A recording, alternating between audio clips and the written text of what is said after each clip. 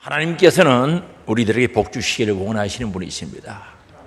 그래서 하나님은 어쨌든 우리 사람들에게 복 주시기를 원하시는 분이시고, 우리 인간은 하나님의 형상과 모양대로 지음받았기 때문에 그 복을 받기를 사모하고 복 받기를 원하는 거죠. 그런데 복의 종류는 크게 두 종류가 있는데, 세상적인 복과 영적인 복이 있습니다. 그래서 세상적인 복이 있는데 그 복은 우리 쾌락을 추구하는 그런 복들이라고 볼 수가 있습니다. 그래서 이 원어에 보면 이게 분명히 구분되거든요. 세상의 쾌락을 추구하는 복들, 세상적인 복, 육적인 복이죠. 그런데 하나님께서 주시는 복이 있죠. 영적인 복이죠. 시편 1편 1절에 보면요, 복 있는 사람은 악인의 꾀를 쫓지 아니하며, 그 복이 바로 하나님의 복이죠. 신령한 복.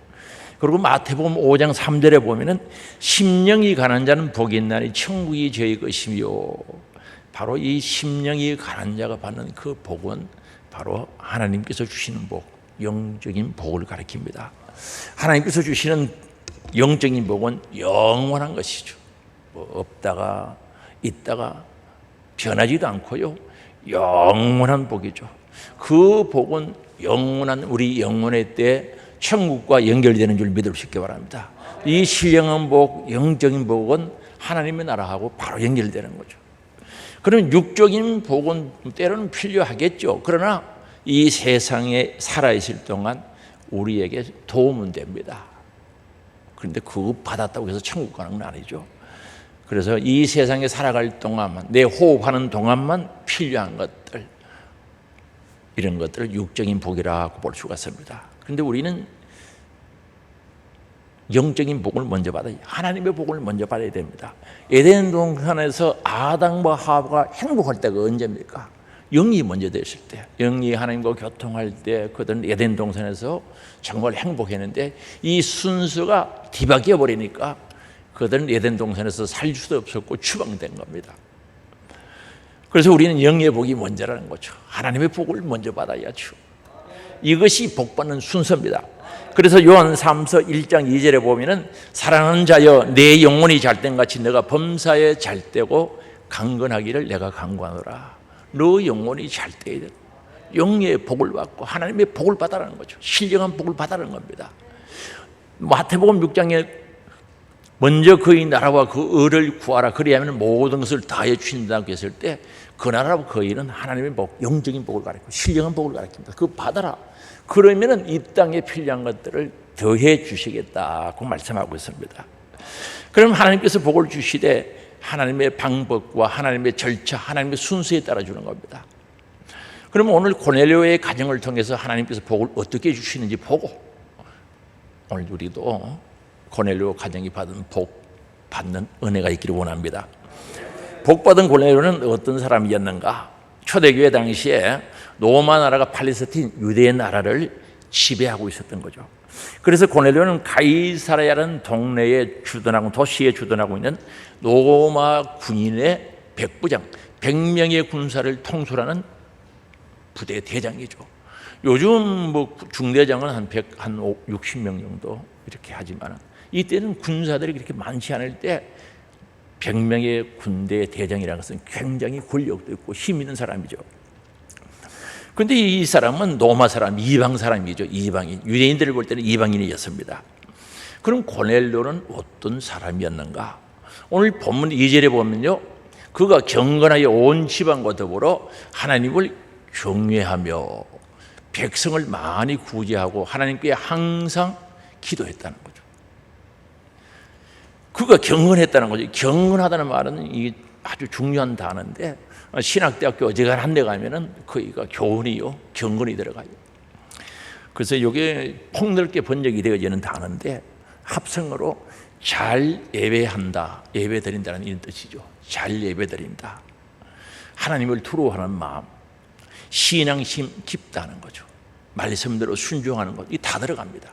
그래서 그는 경건하여 예배를 잘 드렸다는 거죠. 고넬료는 온 집으로 더불어서 하나님을 또 경외했다고 말씀하고 있거든요. 하나님께 예배하기를 기뻐하는 신앙을 가졌다는 거죠. 여러분, 예배가 기쁩니까? 예배를 잘 드렸다는 거죠. 예배가 기쁘지 않으면 잘 들릴 수가 없어요. 몸이 틀리는데 아이고 오늘따라 설교를 왜 이리 오래 하노? 12시가 훨씬 넘었네.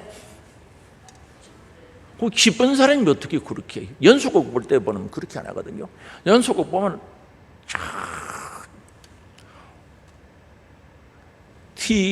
텔레비전 연속곡 볼 때 어떻게 봅니까? 설거지 할 게 있어도 딱 제껴두고. 저는 전에 그런 기도했어요. 하나님, 저 설교요 연속곡보다 좀 재밌게 하게 해달라고 설교했는데 그게 잘 안 되는 것 같아요. 예배 성공하면 인생 성공합니다. 예배 실패하면 영원히 실패하게 돼 있어요. 그리고 온 집안이 여호와를 경외했다는 거죠. 가정에서도 존경받는 가장이었죠. 자기만 한 게 아니라 온 집안이, 온 가족이 하나님을 경외했다고 말씀합니다. 그리고 2절에 계속해서 말씀하는 게 뭡니까? 이웃에게 사랑을 실천하여 구제를 많이 했다는 거죠. 야고보서 1장 27절에 보면요, 참된 경건은 고아와 과부를 돌보는 것이다 그 말씀합니다. 진짜 경건한 사람은 고아와 과부를 환난 중에 돌아본다. 과부를 돌아보는 사람이라는 거죠. 그리고 마태복음 6장 20절이죠. 하나님을 경외하는 경건한 성도는 보물을 하늘에 쌓아두는 거예요. 우리 하나님께서 원하시고 계시지 않습니까? 오직 너를 위하여 보물을 하늘에 쌓아두라. 경건한 사람은 보물을 하늘에 쌓아두죠. 그래서 백성을 많이 구제했다는 거예요. 이방인이었지만 로마 나라가 유대 나라를 지배할 때니까 구제 안 해도 괜찮아요. 누가 하라고 그럴 사람도 없어요. 전적 자원에서 하는 거죠. 그 자원 하나님이 어디서 있었습니까? 믿음에서 있었던 거죠. 아니 구제한다고 해서 언제 갚아줍니까 그들이? 또 구제할 때는 갚아준다고 생각하고 하면 안 되죠. 그러나 그렇게 줄 수 있었던 것은 하늘의 보화를 쌓았다는 사실을 알 수가 있죠. 그리고 시간을 정하고요, 항상 기도했던 사람이죠. 기도는 항상 기도하라, 쉬지 말고 기도하라, 무시로 기도하라. 기도하다가 낭망치 말아야 할 것을 비유로 말씀하시고 계시죠. 그래서 제9시에 기도했다고 말씀하는데 여기 제9시는요 오후 3시에 해당합니다. 기도하다가 환상을 보게 된 거죠. 그리고 기도한다는 것, 스스로 기도한다는 것은 하나님을 인정하는 행위입니다. 하나님이 살아계시고 전지전능하신 분이고 내 기도를 들어주시는 분이라고 믿어지면 기도하지, 그 하나님이 안 믿어지니까 기도하자고 해도 안 하는 거예요. 하나님이 믿어지는데 기도하라고 했는데 구하라 주실 것이요, 찾으라 찾을 것이요, 두드리라 열릴 것이라고 약속했는데 안 믿어지니까 안 하지. 기도합니까?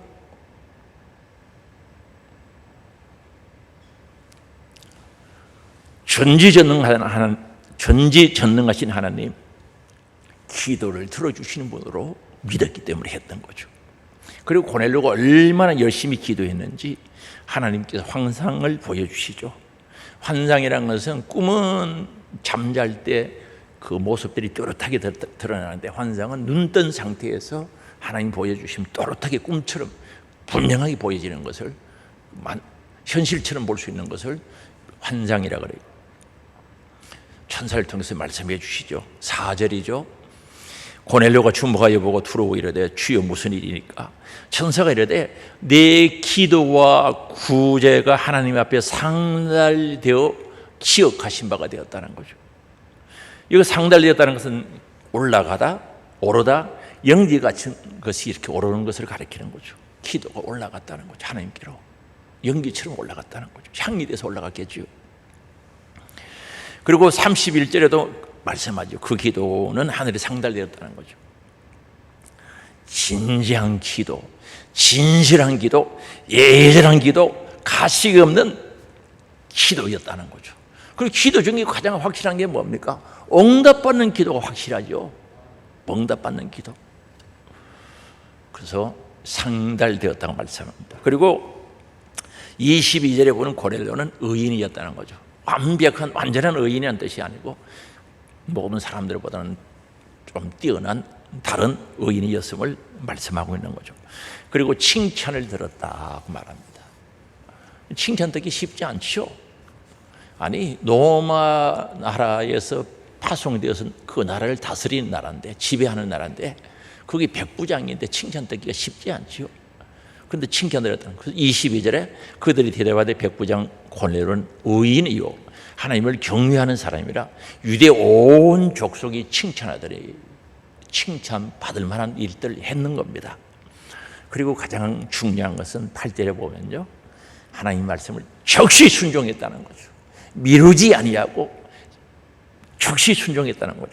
그래서 천사가 일러준 말이 뭡니까? 요바에 가서 베드로를 초청하라고 했습니다. 그랬더니 8절에 이 일을 다 구하고 요바로 보내니라. 종들 두 사람과 구인 중에 성실한 진실한 사람 한 사람 불러 세 사람을 바로 보낸 거죠. 고넬료가 사람을 요바로 보냈다는 것은 하나님의 사자를 통해서 전달된 하나님의 말씀에 바로 적시 순종했다는 뜻이죠. 그래서 오늘 우리는 하나님의 말씀을 순종함에 있어서 미루거나 지연시키지 말고 적시 순종할 수 있는 믿음이 있어야 되겠다는 생각을 가지죠. 아, 고넬료는 적시 순종했구나. 하나님께서는 이런 고넬료 가정에 은혜를 주시기를, 복 주시기를 원했던 거죠. 복 주고 싶어 했던 겁니다. 그런데 하나님께서는 복을 주시는데 절차가 있다는 거죠. 하나님께서 복 주시되 순서가 있다는 것을 말씀드립니다. 하나님 주시는 방법이죠. 여기 절차라는 말은 일을 하는데 거치하는 일정한 차례와 방법을 가리켜서 절차라고 합니다. 그래서 이 복은요, 내가 원하는 대로 내 생각에 맞추어 주시는 것이 아니라 하나님의 방법과 하나님의 순서와 하나님의 절차에 따라 주신다는 거죠. 그래서 오늘 우리는 신앙생활하면서 내 생각대로 내가 원하는 대로 복을 받기를 원하다가 그 복 받지 못하는 사람 많아요. 하나님께서는 고넬료 가정에 어떤 복을 주시는지 찾아봅시다. 먼저 하나님 말씀을 듣게 하신 말씀 들어야 됩니다. 기도하는 고넬료에게 환상 중에 하나님의 사자가 사람을 요바로 보내서 베드로를 초청하라고 하지 않습니까? 그래서 오늘 본문 5절이죠. 너가 지금 사람들을 요바에 보내 베드로를 하는 시몬을 청하라는 거죠. 베드로를 청하라. 그는 무두장이 시몬 집에 유숙하고 있다는 거예요. 그게 밥 먹고 자고 있다는 뜻이죠. 그 집은 해변, 지중해 해변에 있는 겁니다. 바닷가에 있는 집이라는 거죠. 그래서 고넬료가 족속에서 8절 말씀처럼 사람을 보내는데 하나님께서 베드로에게도 그런 사람들이 오면 초청에 응하라고 지붕 위에 올라가서, 다시 말하면 사라보 지붕 옥상 같은 거 올라가서 기도하다가 하나님의 음성을 듣게 되면 그런 사람들이 올 텐데 오면 적극 따라가라는 거죠. 하나님께서 고넬료 가정에 은혜를 주시고 복을 주시는데 왜 베드로를 초청하라고 했습니까? 하나님이 전지전능하신 분이 그냥 복 주시면 되지 왜 베드로를 초청하라고 했느냐 말이죠. 아니 금덩어리를 주든지 돈을 주든지 하나님 명령이 없습니까? 주시면 되지. 베드로를 초청하라 그러거든요. 베드로를 초청하라는 이유가 있습니다. 초청해서 말씀을 들으라는 거죠. 하나님께서 직접 주시지 않고 베드로를 통해서 말씀을 전해주시고 그들 가정에 말씀을 통해서 복 주시기를 원하셨던 것을 알 수가 있습니다. 그렇습니다. 복을 받되 우리는 하나님의 말씀을 통해서 받아야 그게 확실한 줄 아시기 바랍니다. 말씀 통해서 받아야, 말씀 안에서 받아야 되고 말씀과 같이 동일한 복을 받아야 진짜 복이지. 그래서 오늘 우리는 하나님 말씀을 잘 들어야 되는 거예요. 하나님 말씀 잘 들어야 돼요. 일로 좀 보소. 하나님 말씀 잘 들어야 됩니다. 여러분들도 잘 듣고 저도 잘 들어야 되고, 그리고 하나님 말씀을 잘 배워야 해요. 배우되 바로 배워야 된다. 바리새인들 보소. 특히 서기관들 성경을 줄줄줄 외우면서도 주님 앞에 가까이 오지를 못했어요. 왜요?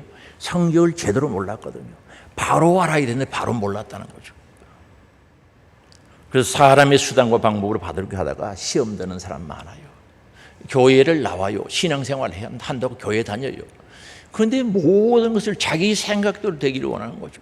자기 원하는 대로 되기를 원하는데 그렇게 해서 복을 받으려고 하는데 그게 됩니까? 하나님의 기준이 있는데 만약에 여러분들이 바라는 대로 여러분들이 소원하는 대로 복을 받았으면 지금 엄청 받았겠죠? 감당도 못할걸요? 그대로 안 주십니다. 그래서 자기 생각대로 안 되면은 실망하는 거죠. 좌절하고. 하나님이 계신가 아니 계신가, 내가 이렇게 충성했는데 왜 하나님이 나에게 복을 안 주시는가, 자기 생각이죠. 하나님 복은 그렇게 주시는 게 아닙니다. 말씀 안에서 주는 거예요. 여러분, 말씀 밖에서 복을 받았다고 생각합니다. 쉽게 예를 들어서 돈을 1,000억 벌었다고 합시다. 그럼 말씀 밖에서 1,000억 벌어가지고 뭐 하겠습니까? 그거 아무리 돈이 많아도 7, 80살이면 주님 오라고 하면 가야 돼요. 그래서 오늘 우리는 말씀 안에서 복을 받아야 된다. 말씀을 알 때 바로 알아야 된다는 거죠. 정직하게 바로 알아야 된다는 것을 잊어버리면 안 됩니다. 그리고 말씀을 주신 이유가 뭡니까? 회개하라고 주신 겁니다. 다시 말하면 죄 사함을 받으라고 주신 거죠. 그리고 성경 충만히 받으라고 주신 겁니다. 그렇게 베드로를 초청하여 고넬료 가정에서 이제 부흥회가 시작됩니다. 그런데 우리가 말씀을 듣는 태도와 자세가 굉장히 중요하거든요.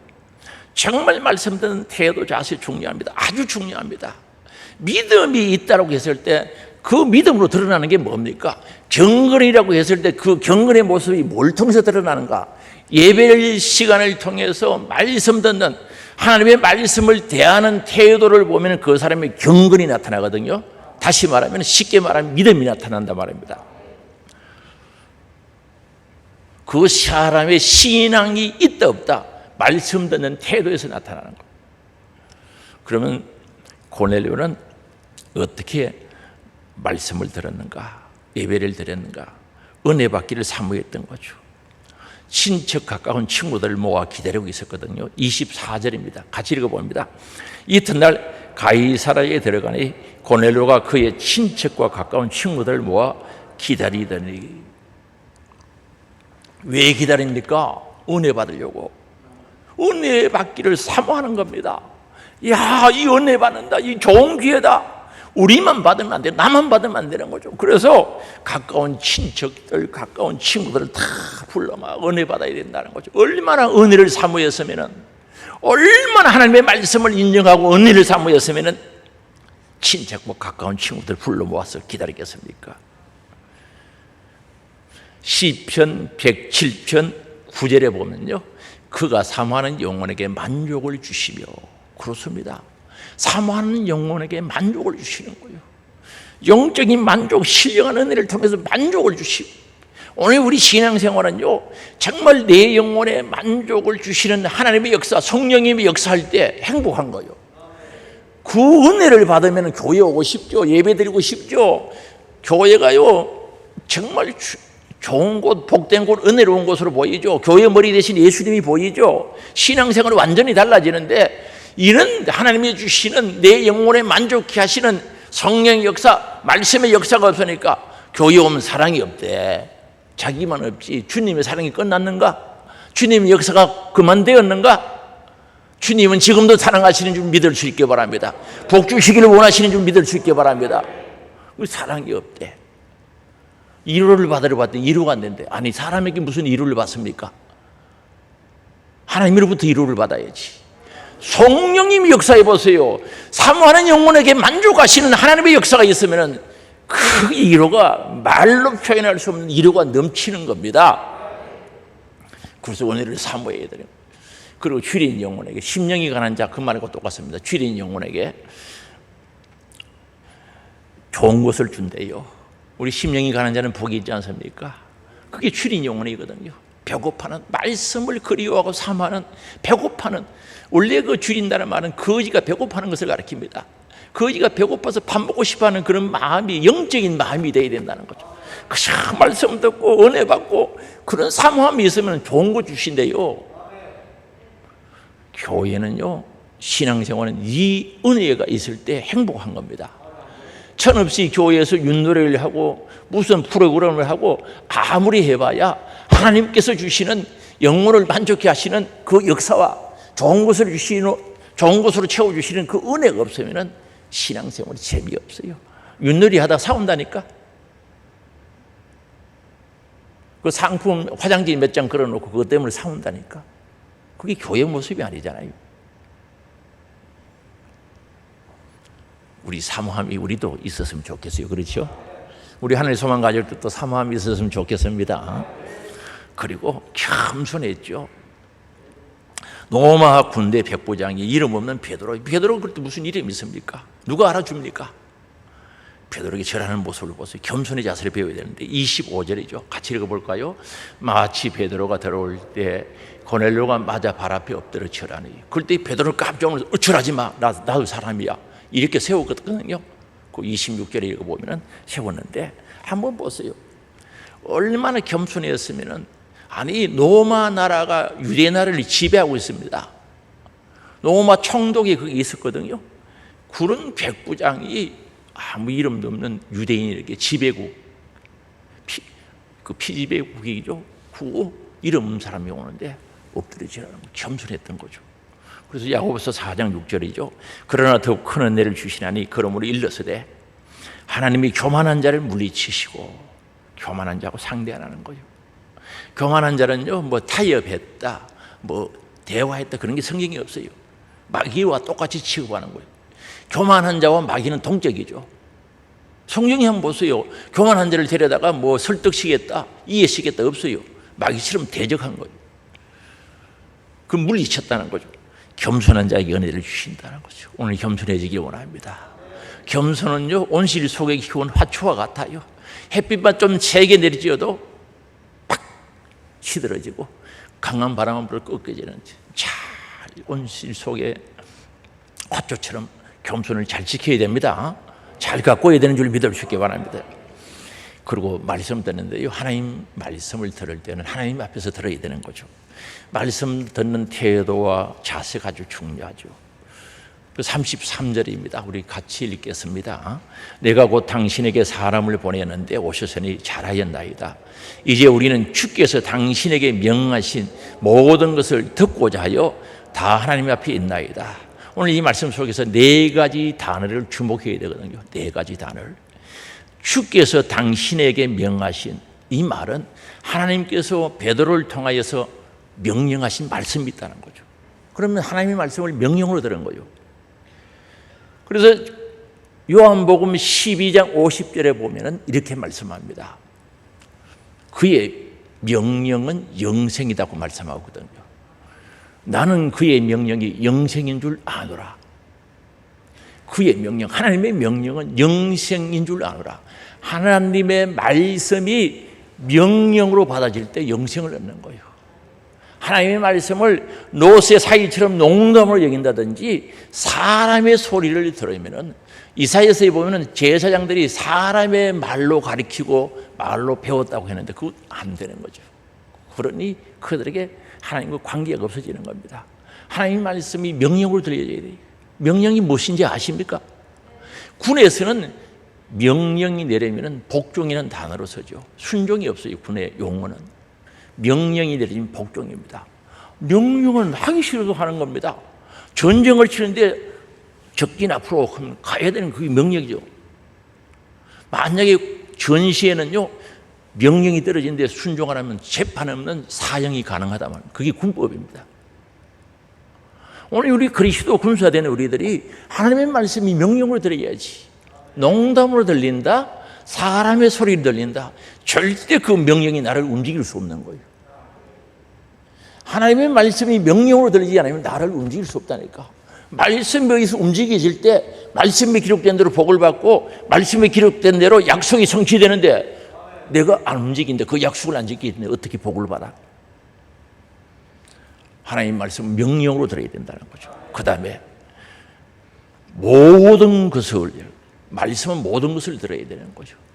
말씀을 듣다 보면 어떤 데는 감사할 일이 넘치죠. 주여 감사합니다. 나 불러주셔서 감사합니다. 제사함 받고 천국 주셔서 감사할 일도 있어요. 그런데 때로는 찌르는 가시 같거든요. 예레미야 23장에 보면 하나님의 말씀을 몽둥이라 그랬어요. 몽둥이. 몽둥이가 때리는 것처럼 아파요. 불이라 그랬어요. 때로는 뜨거워요. 히브리서 4장 12절에는요, 하나님 말씀 살아있고 운동력이 있어 좌우에 날선 것보다 더 예리하다는 거죠. 저 읽어보면 뜻이 뭡니까? 영의 일과 육의 일을 갈라놓는다는 거죠. 말씀의 칼이 영의 일과 육의 일을 갈라놓는다는 거죠. 그러면 오늘 우리가 신앙생활하면서 영의 일과 육의 일을 갈라놓을 때 고통이 오는 거예요. 아니 내 속에 영적으로 살아있는데 육정이 있다. 그걸 잘라내야 되는데 말씀을 칼로 가지고 잘라내면 고통이 있지, 아깝지, 싫지. 그러나 명령으로 들려지면 순종해야 된다는 거죠.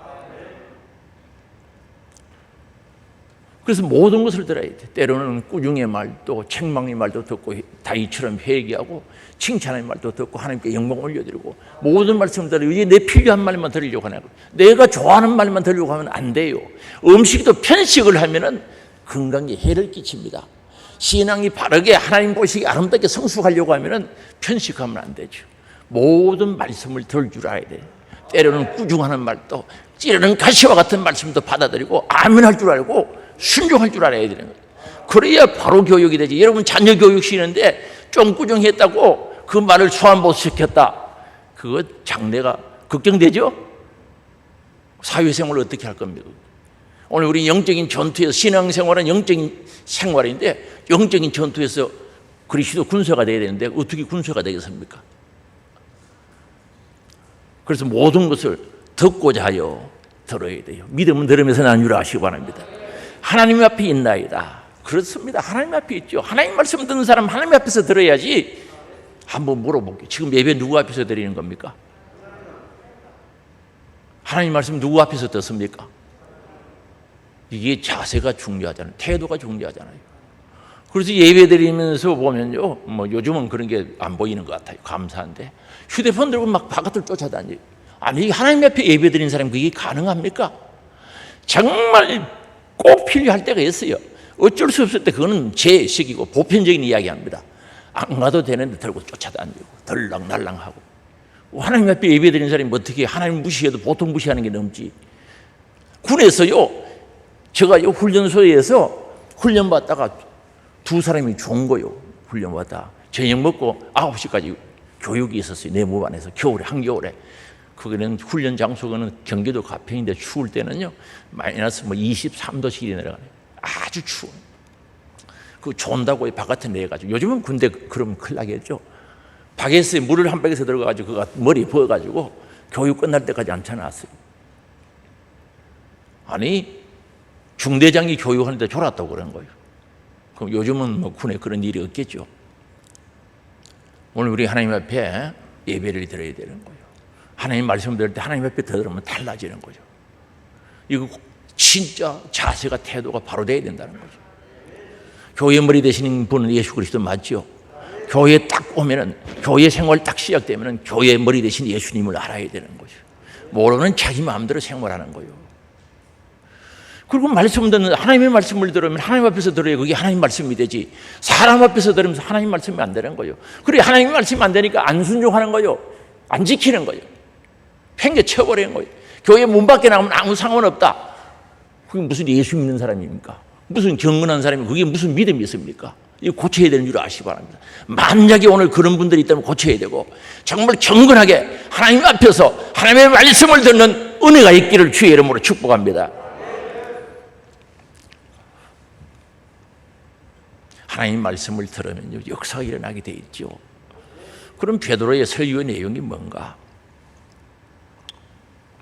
베드로의 설교의 내용 36절은 하나님은 만유의 주가 주인 되신다는 거죠. 그리고 화평의 복음을 전했죠. 화평의 복음. 그리고 38절은 예수님께서 성령의 능력으로 사역했다는 거죠. 성령과 능력을 기름 붓대 성령의 능력으로 사역했다는 거죠. 어떤 일을, 선한 일을 했다는 겁니다. 그리고 39절은 예수님께서 십자가에 못 박혀서 대속의 죽음을 죽으셨다는 거죠. 우리 죄값 때문에 십자가에 죽었다는 겁니다. 그리고 40절이죠. 그분은 그러나 죄가 없기 때문에 3일 만에 부활하셨다는 겁니다. 그리고 42절에는요, 그분은 심판의 주가 된다는 거죠. 반드시 심판하시는 심판의 주가 된다는 거죠. 우리 사람은 한 번 죽는 것은 정한 이치거든요. 히브리서 9장 27절에 보면 한 번 죽는 것은 정해져 있어요. 틀림없이 죽어요. 그러나 그 이후에 심판이 있다는 거죠. 그 심판의 주가 누굽니까? 우리 주님이란 거죠. 그래서 사도들이 전도하는 겁니다. 하나님의 심판이 있다. 때가 되면 심판하게 되어 있는데 천국과 지옥이 있다. 지옥 가면 안 돼. 영원한 끝이 없는 고통 속에 빠지면 안 된다고 천국 가자고 외칠 수밖에 없었다는 거죠. 그래서 42절은 우리 주님은 심판의 주가 되고 반드시 심판이 있다는 거죠. 이거 믿어져요? 이거 안 믿어지면요 교회 다녀도 뭐 속된 말로 강 커가지고 자기 마음대로 하는 거예요. 교회에 다녀도요 하나님의 심판이 믿어지지 않고 천국과 지옥이 믿어지지 않는 사람은 자기 마음대로 생활하는 거죠. 겁도 없이. 그래서 심판의 주가 되니까 전도 안 할 수가 있습니까? 여러분 가족들이 지옥 간다고 생각하면 전도 안 할 수가 있습니까? 어떻게 그냥 지납니까? 지옥이 믿어져요? 그런데 어떻게 그냥 살 수 있습니까? 전도해야지. 그리고 43절은요 회개를 선포하거든요. 회개하고 제산 받아라 선포했습니다. 우리 같이 읽어봅시다. 시작. 그에 대하여 모든 선지자도 증언하되 그를 믿는 사람들이 다 그의 이름을 힘입어 죄사함을 받는다 하였느니라. 회개하고 죄사함 받아라. 베드로가 이때 설교했던 거 다 적어놨으면 얼마나 많겠어요. 예수님 설교했던 그대로 적어놨으면 성경책이 많아가지고 지게가지고 지고 다녀요. 그렇죠? 이 43절은 예수님 믿고 회개하고 죄사함 받아라는 거죠. 그렇습니다. 오늘 우리 죄인이요 사는 길이 없어요.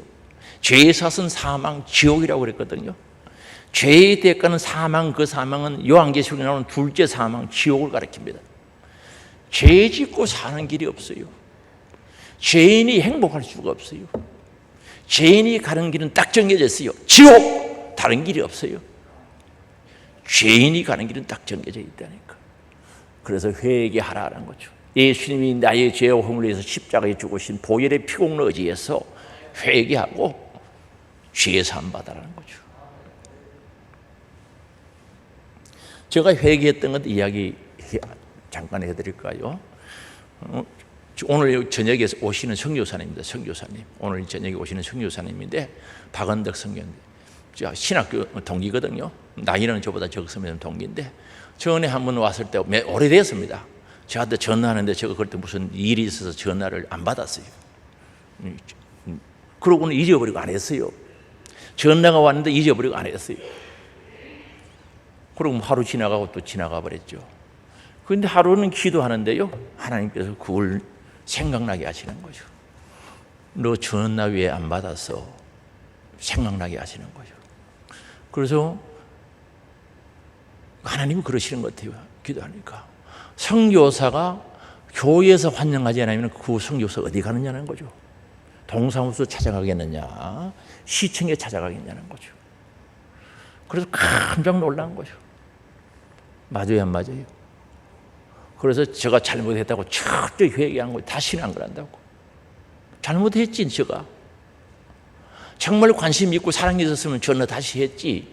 잊어버리고 팽개 쳐버린 거예요. 철저히 그 이후로부터는 선교사님 오면 주일날 만날 수 없으면 주중이라도 만나자고 만나는 거죠. 틀림없이 만납니다. 교회에서 그분들을 환영 안 하면 어디 누가 해줍니까?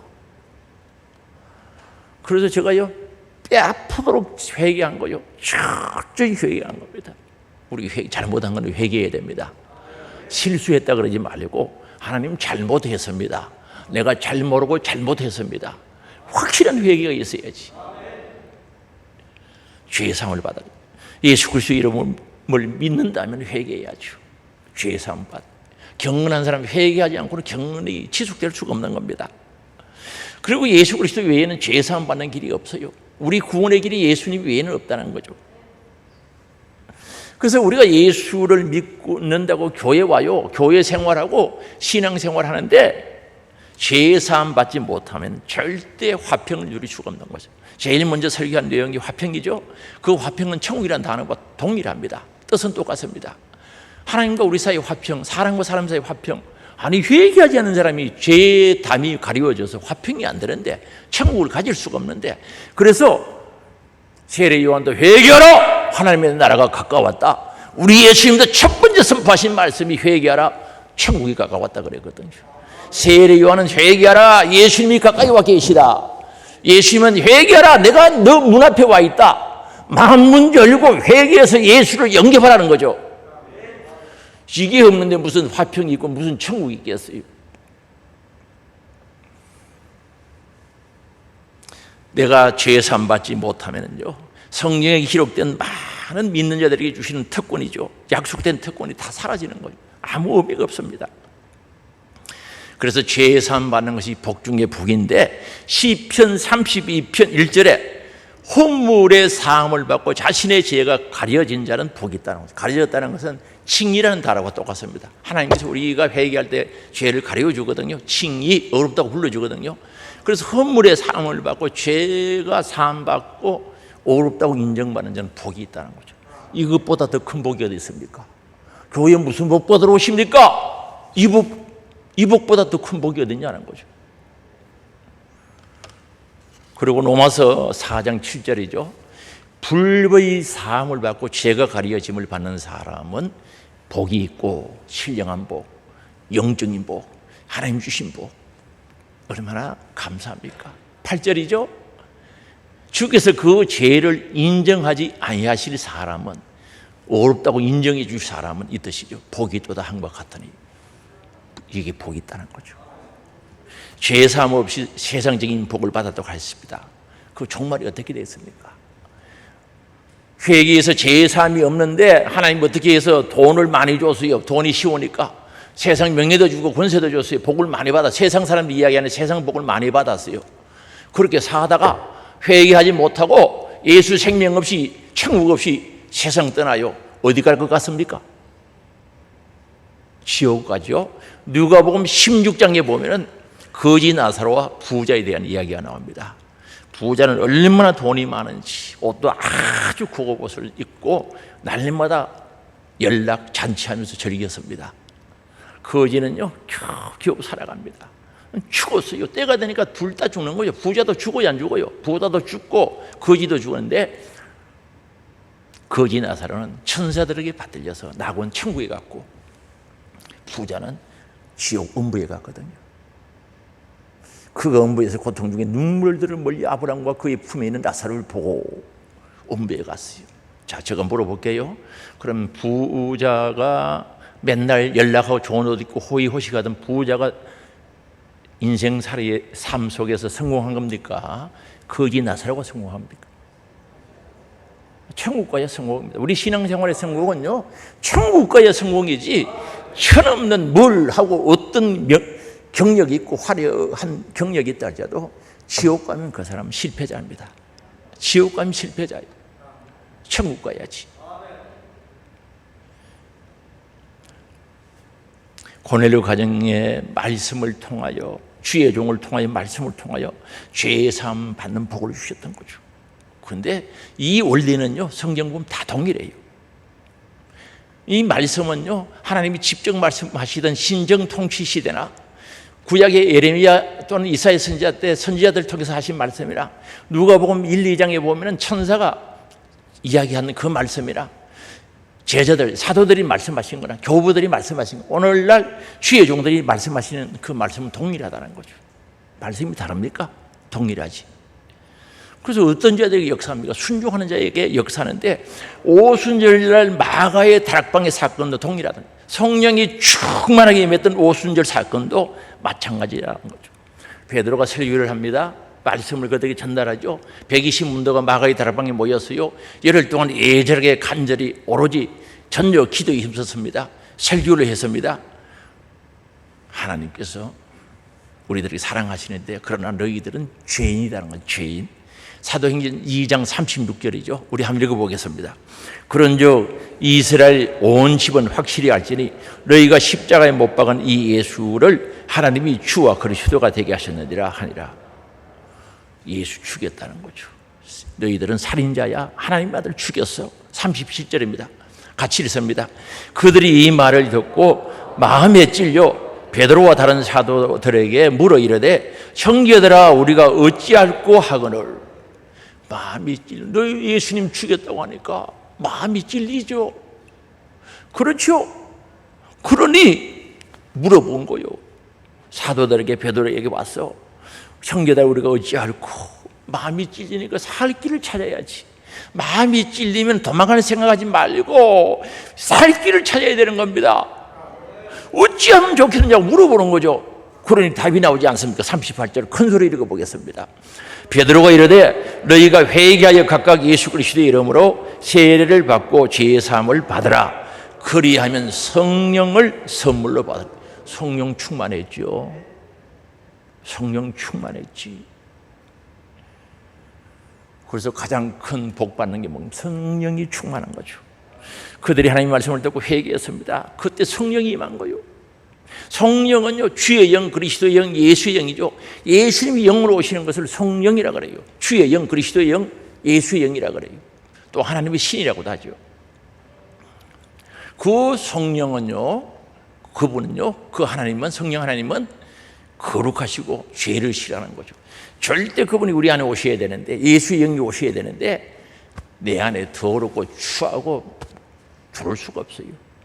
거룩하신 분이기 때문에 못 들어요. 그래서 내가 거룩하니 너희도 거룩하라고 하셨는데, 그래서 오늘 우리들에게 요구하는 게 뭡니까? 왜 예수님이 십자가에 못 박혀 대속의 죽음을 죽어주셨습니까? 회개하라고, 회개하라고. 예수의 은혜로 십자가의 피공 너지에서 죄산 받으라고 돌아가신 거예요. 그래서 3일 만에 부활하셔서 우리에게 생명을 주시는데, 철저히 회개하고 성령 충만은요, 내가 회개한 것만큼 드러난 거죠. 회개해서 죄를 찾아내서 버린 것만큼 성령이 충만하고 버린 것만큼 충만해지는 줄 아시기 바랍니다.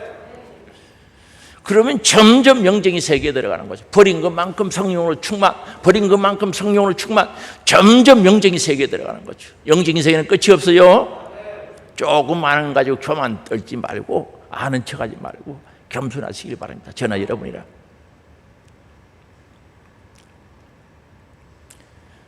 그래서 성령이 충만해야죠. 그래서 그들이 철저히 회개했을 때, 오늘 사도행전 10장 44절이죠. 우리 같이 읽어보시겠습니다. 베드로가 이 말할 때 성령이 말씀 듣는 모든 사람에게 내려오시. 성령이 오셨습니다. 성령이 오셨어요. 성령이 회개하고 말씀 듣던 그들에게 성령이 오셨어요. 우리 교회도요, 말씀 듣다가 성령 받은 분이 있는 줄 아시기 바랍니다. 입이 막 돌아가고 방언 터진 분이 있는 줄 아시기 바랍니다. 45절이죠. 베드로와 함께 온 할례 받은 신자들이 이방인들에게도 성령 부어주심을 말미암아 놀랐던 거죠. 그래서 이들이 성령 받았거든요. 여러분, 성령 처음 받았을 때 혹시 감격 기억하십니까? 저는 춤을 막 췄어요. 얼마나 좋은지. 성령의 은사도 받았지, 방언도 했다 그래서 뒤에 읽어보면 방언도 했다 그러거든요. 그래서 세례 받았죠. 하나님 백성이 됐죠. 하나님 자녀가 됐던 거죠. 성령이 왜 좋은지 아십니까? 마태복음 7장 2번은 구하라 그러면 주신다고 약속하면서 좋은 것을 주신다 그랬거든요. 마태복음 7장 12절이죠. 바로 하늘에 계신 내 아버지께 밑에 구하는 자에게 좋은 것으로 주시지 않겠느냐. 마태는요, 기도하고 구하는 자에게 좋은 것 준다고 그랬는데, 누가복음 동일한 그 내용이 나오거든요. 누가복음 11장 13절은요, 너희가 알할지라도 좋은 것을 자식에게 줄 줄 알거든 하물며 너희 하늘의 아버지께서 구하는 자에게 성령을 주시지 않겠냐는 거죠. 똑같은 사건인데 마태는 좋은 거 준다 그랬고 누가는 성령을 주신다 그랬거든요. 그럼 누가는 왜 좋은 거 준다고 하고 성령 주? 누가가 생각해 보니까 가장 세상에서 좋은 것은 성령인 줄 알았어요. 그러면 누가복음 누가 기록했습니까? 누가라고 그러면 맞아요. 누가 기록했습니까? 누가. 사도행전 누가 기록했습니까? 누가. 그래서 누가복음 끝 부분과 사도행전 처음 부분은 연결되어져요. 똑같아요. 연결됩니다. 사도행전을 기록했던 누가가 베드로 같은 분이 있지 않습니까? 예수님 부인하고 도망갔던 베드로, 무식하다고 그렇게 표현하고 있죠. 쉽게 말하면 난난하고 기억자도 모른다고 그렇게 표현하고들 합니다. 성령이 임하니까 사람이 쫙 바뀐 거예요. 담대하게 복음을 전하는데 하루에 3,000명이 회개가 들어오고 병든 자들이 낫고, 그보다 더 중요한 것은 사람이 바뀌어버린 거죠. 베드로가 획 바뀌어버렸다는 거죠. 그게 기적이지. 기적 중에 최고의 기적은 내가 획 바뀌어서 예수의 사람, 하나님의 사람, 영적인 사람, 하나님이 기뻐하실 하나님의 사람이 되는 게 그게 가장 큰 기적인 줄 아시기 바랍니다. 죽은 자를 살리는 것보다 내가 변화되는 게 더 큰 기적이지. 기적이 일어난 거예요. 이야, 성령의 역사가 그렇게 좋구나 깨닫게 된 거죠. 그래서 좋은 것을 주신다. 그러면 고넬료 가정에 성령 충만 받았어요, 안 받았어요? 좋았겠어요, 안 좋았겠어요? 뭐 사람들이 이루가 필요해요, 안 필요해요? 없어요. 성령이 이루어 주시거든요. 사람 사랑도 필요합니다만은 하나님이 사랑하는 그 사랑을 몸도 체험했지 않겠냐는 거죠. 얼마나 기분이 좋았고 얼마나 기뻤겠어요. 그리고 성령의 역사가 왜 중요한가? 성령이 내게 오셨다. 예수의 영이 오셨다는, 예수 생명이 내게 왔다는 뜻이죠. 다른 말로는 천국이 왔다. 예수 피가 내 안에 있다는 말과 동일하거든요. 로마서 8장 9절 보시겠습니다. 같이 읽어봅니다. 만일 너희 속에 하나님의 영이 거하시면 너희가 육신에 있지 아니하고 영에 있나니 누구든지 그리스도의 영이 없으면 그리스도의 사람이 아니다는 거죠. 예수 믿는 사람이 아니다 이 말입니다. 교회에 다니는 사람일지라도 예수 믿는 사람은 아니다는 거죠. 저만 아니잖아요. 그리스도의 영이 없으면 그리스도의 사람이 아니다는 거죠. 그럼 그리스도의 영, 예수의 영, 성령이 내 안에 계세요. 다른 말로 예수의 생명이 내 안에 있어요. 예수의 피가 내 안에 파도치고 강물이 되고 주님의 은혜가 있어야 되는 거예요. 여러분, 예수 생명이 있습니까? 예수님이 주인 맞습니까? 예수님이 주인 맞아요? 그러면 예수님 뜻대로 살아요? 내 고집대로 살아요? 고집대로 사는 사람은 가짜가 아니면 순간적으로 속은 거예요. 이해가 되세요? 가짜가 아니면 순간적으로 속았어요. 절대 우리는 예수님 모시고 살아야지. 그리스도의 영이 있어요. 그리스도 사람이라는 거죠. 그 다음에 14절도 읽어보시겠습니다. 같이 읽겠습니다. 무릇 하나님의 영으로 인도함을 받는 사람이 곧 하나님의 아들이라. 하나님의 영, 성령, 주의 영 똑같은 말입니다. 그리스도의 영, 예수의 영, 그 인도함 받는 사람이 하나님의 아들이라는 거죠. 이 말은 하나님의 사람이라는 뜻이죠. 그럼 우리는 지금 누구의 인도를 받고 사느냐는 거죠. 내 생각대로, 내 고집대로, 세상이 인도하는 대로, 돈이 이끄는 대로, 친구가 이끄는 대로 사는가, 사람들이 이끄는 대로 사는가, 아니면 하나님의 영, 곧 하나님이, 우리 예수님이 나를 인도해 가는데 그 인도하심 따라 사느냐, 굉장히 중요하죠. 우리 예수님 믿는다고 말만 하면 안 되고 확실해야 돼요. 신앙생활이 분명해야지. 여러분, 사람 인도하는 대로 내 생각대로 신앙생활하다 언제 떨어질지는 몰라요. 내 생각대로 안 되면 떨어질 거 아닙니까? 내 마음대로 안 되면 시험 들 거 아닙니까? 그래서 오늘 우리는 빨리 이런 마음이 이만큼이라도 있다면 조금 있어도 회개해서 성령이 인도하는 사람을 보고 고넬료처럼 우리도 성령이 인도하심 따라, 하나님의 인도하심 따라, 하나님의 영의 인도하심 따라 살아가야 되지 않겠습니까? 그래서 성령 충만하는 게 그렇게 중요한 거예요.